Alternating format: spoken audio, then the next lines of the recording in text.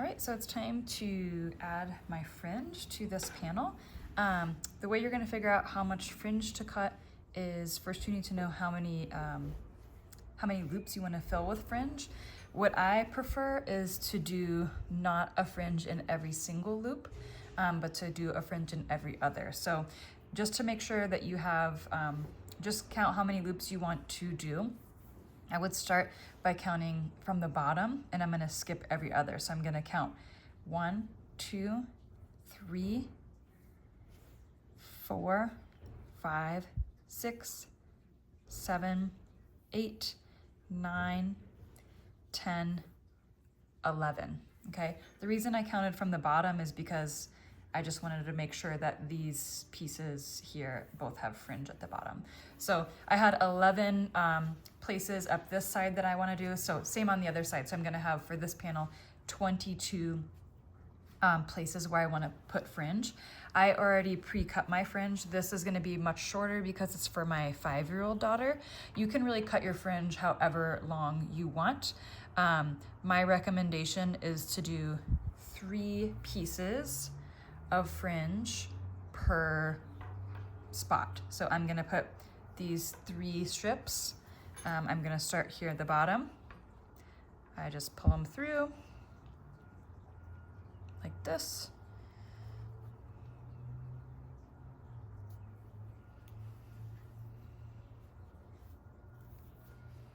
Okay, and there is your fringe. If it bothers you, I always do this wrong. Okay, the way I did that was like this. I think what I want to do is actually go from the bottom. Let's see if this is right. Testing out on camera. Yeah, this is my preferred way. I prefer this, since this is the right side of my work, I preferred this little like part of the tie to be in the front. Personal preference. So watch, I'll do it wrong on the next one. So you just take 3 pieces of fringe. Okay, I'm gonna skip this one and move here. Okay, so I think, yeah, we're gonna reach from the bottom.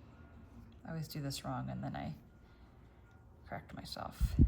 Yep, pull all of this fringe through. Just a tip on your fringe.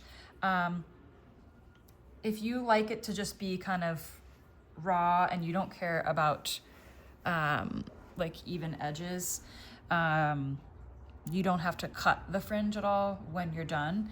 I do like to, when I'm finished, I'm gonna take like a blade cutter that I have, and I'm just gonna take my blade and kind of slice the edges. So my point here is you can make your fringes a little on the longer side than what you might like, and then you might decide to just kind of trim it up. That way it gives you space to be able to trim without losing length that you may have wanted.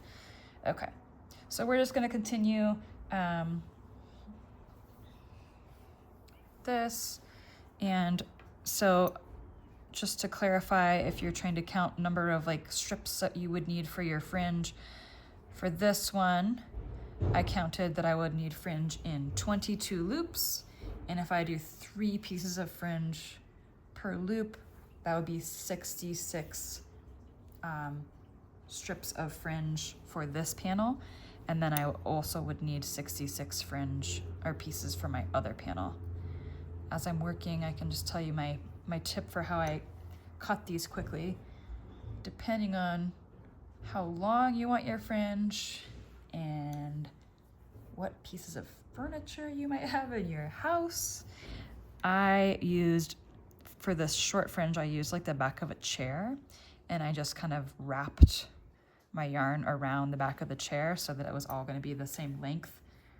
I did it like for this 33 times, and then I cut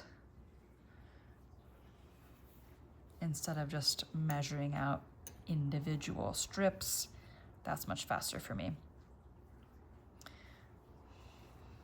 So if you happen to have something in your house, like if you want really long fringe, maybe you could use like, I don't know, the side of a table, or I don't know, be creative.